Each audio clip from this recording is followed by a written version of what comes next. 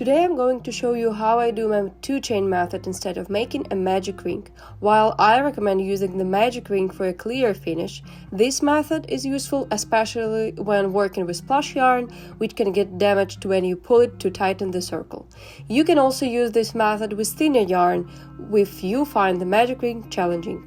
So leave about 4-inch tail and start with a slip knot. Place your hook over the working yarn. Twist the hook as shown in the video. Let's repeat again. Place the hook over the working yarn and twist the hook.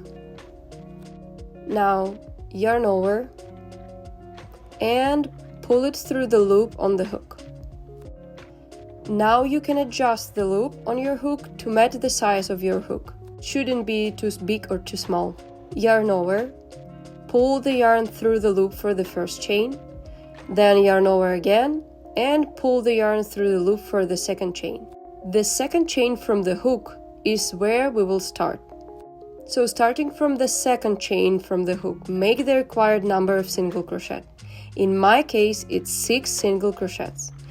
Insert the hook into chain,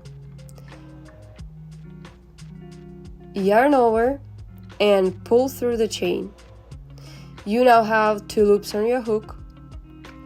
Yarn over again and pull through both loops on the hook. Use a marker to identify the first stitch of the first row.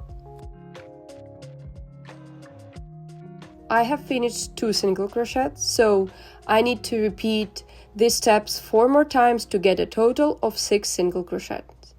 Insert your hook into the same chain, yarn over, pull through, yarn over again, and pull through 2 loops. Using the same chain, insert your hook, yarn over, pull through, yarn over again, and pull through 2 loops on your hook. Inserting your hook into the same chain, yarn over, pull through, yarn over again, and pull through 2 loops. Once you finish the first row, continue the second row following your pattern. In my case, it's 6 increased stitches, meaning 2 single crochets into 1 stitch. Remove the marker and insert the hook into the same stitch where the marker was located. Make the first single crochet. Insert your hook under 2 loops, yarn over, pull through the stitch, yarn over again, and pull through 2 loops. Now put the marker into the stitch. Now continue making increased stitches, which is 2 single crochets into 1 chain. You should have a total of 12 stitches in the end of this row. See my other tutorials for increased stitches technique. After finishing the 6 increased stitches, you might notice a small hole in the center of the first row. This might be invisible with plush yarn, but visible with thinner cotton yarn. To fix this, grab a needle and sew the hole closed using the 4-inch starting tail you left in the beginning. I'm just using different stitches from different sides to close this hole.